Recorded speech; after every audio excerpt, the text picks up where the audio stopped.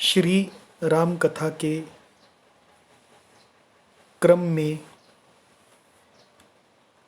आज अभी तक हम बालकांड में मंगलाचरण पढ़ चुके हैं, जिसमें भगवान शिव और पार्वती की अर्चना की गई गुरु के रूप में कि उनका आश्रय पाकर, गुरु का आश्रय पाकर हम दोषपूर्ण होने पर भी हितकारी हो जाते हैं, कल्याणकारी हो जाते हैं।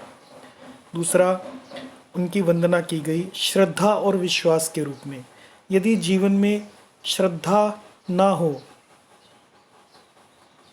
विश्वास ना हो, तो जीवन अधिक कठिन हो जाता है। जो व्यक्ति संशय से भरा रहता है वो कभी हृदय की शांति नहीं पा सकता, वो भगवान को प्राप्त नहीं कर सकता, वो अपने स्वयं के भीतर ईश्वर के दर्शन नहीं कर सकता। अतः सबसे पहले हमें एडवाइस की गई कि आप रोज अभ्यास करें। अभ्यासे पे समर्थोसी मत कर्म परमो भव।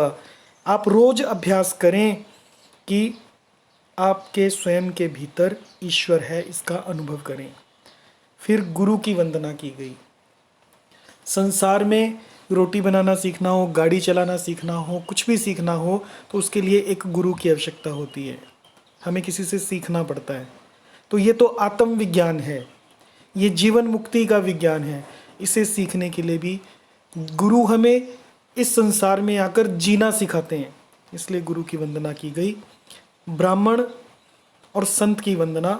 ब्राह्मण वे लोग हैं जो ब्रह्म को जानते हैं, जो ब्रह्म से जुड़े हुए हैं, जो हमें भी, जो दूसरे नए जीव संसार में आ रहे हैं, उन्हें ब्रह्म के साथ जोड़ने की शक्ति रखते हैं, वो ब्राह्मण हैं, ना कि जो कि ब्राह्मण के घर जन्म ले रहे हैं। ये मैंने पहले विस्तृत वर्णन किया था।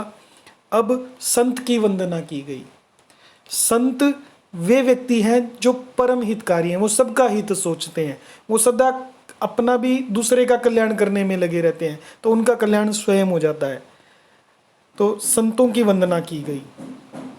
उसके बाद इस संसार में खल, दुष्ट भी हैं, दुष्टों की भी वंदना की गई, क्योंकि ये संसार सदा संतों से भी भरा रहेगा और खल से भी भरा रहेगा। हमें दोनों के साथ जीना है, तो दोनों को प्रणाम करके ही हमारा भला है।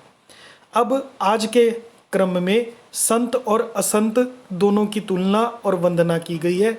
इसे देखिए। बंदौ संत असज्जन चरना, दुख प्रद उभय बीच कछु बरना। बंदौ संत, मैं वंदना करता हूँ संतों की जो दूसरों की भलाई सोचते हैं, और असज्जन जो सज्जन नहीं है, जो संत नहीं है, उन दोनों के चरणों की वंदना करता हूँ।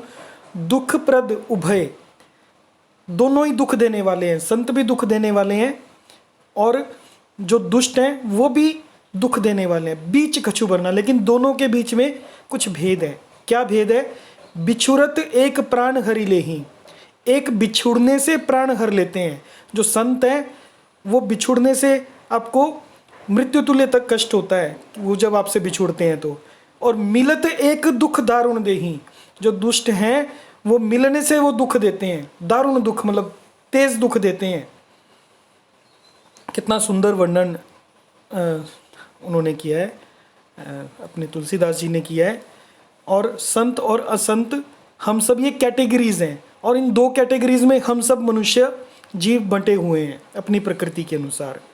उपजहि एक संग जग माही, दोनों संत भी और असंत भी एक साथ जग में उपजते हैं, यानी जन्म लेते हैं। जैसे कि जलज, जल में जन्म लेने वाले को जलज कहते हैं।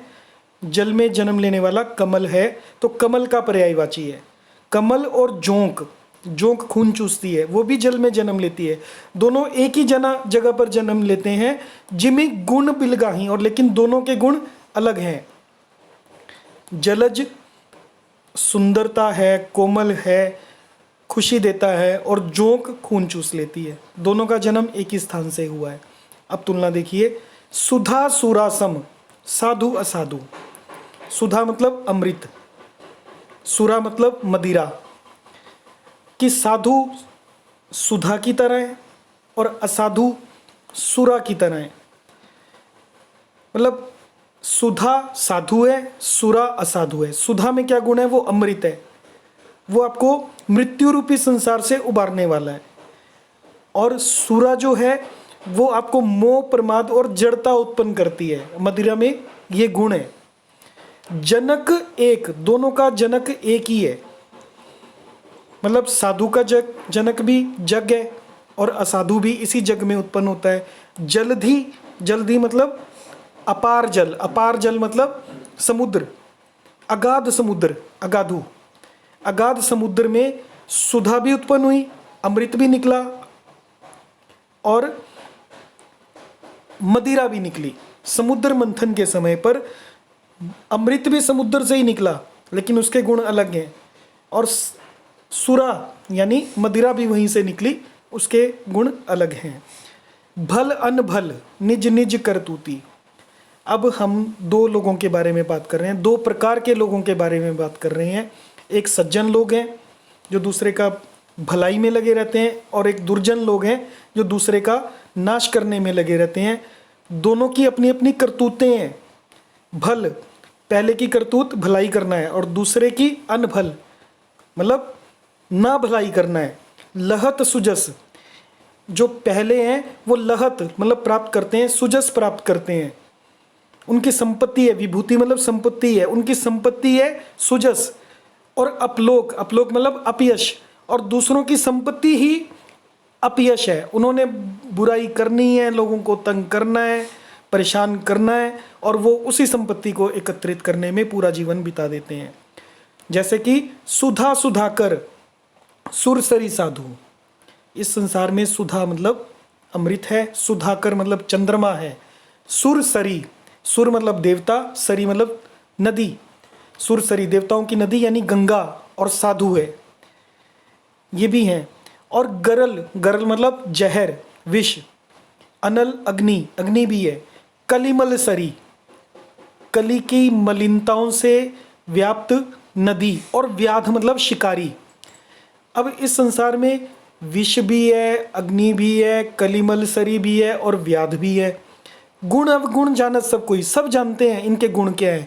सुधा के गुण क्या है, सुधाकर के गुण क्या है, गंगा के गुण क्या है, और साधु के गुण क्या है। विष के गुण क्या है, अनल के गुण क्या है, कलिमल के गुण क्या है, कलिमल सरी के गुण क्या है, और व्याधु शिकारी के गुण क्या है। गुण अवगुण जानत सब कोई, जो जही भाव नीकते ही सोई। लेकिन जिसको जो भाव पसंद आता है, यानी जिसको जो पसंद हो वो उसी को ग्रहण करता है। साधु जो हैं वो सुधाकर, सुरसरी साधु सुधा को ग्रहण करते हैं, और ये जो असाधु हैं उनके तो गुणी गरल, अनल, अनल क्रोध का भी पर्यायवाची है यहाँ पर, कलिमल सरी, और व्याधु वो हिंसा करते हैं। व्याधु यहाँ पर प्रयोग हुआ, वो हिंसक प्रवृत्ति के होते हैं, उनको वही भाव पसंद है। अब भलो भलाई पै लहेई, लहेई निचाई मेज। भला भलाई को ही ग्रहण करता है। भलो भलाई पै लही, लही मतलब प्राप्त करता है। भलो भलाई, भलो जो है वो भलाई को प्राप्त करेगा। और जो लहई निचाई नीच, नीच जो है निचाई को ही लहई मतलब प्राप्त करेगा। सुधा सराहीय अमरता, अमृत की सराहना होगी अमर करने में। वो सुधा ही कैसी जो अमर ना कर सके, लेकिन गरल की सराहना तब होगी जब वो मार सके। अच्छा विष उसे कहेंगे जो मारने की क्षमता हो। यदि विष में मारने की क्षमता ना हो तो उसे विष कौन कहेगा। आज के लिए इतना ही। जय श्री राम। कल हम आगे करेंगे। धन्यवाद।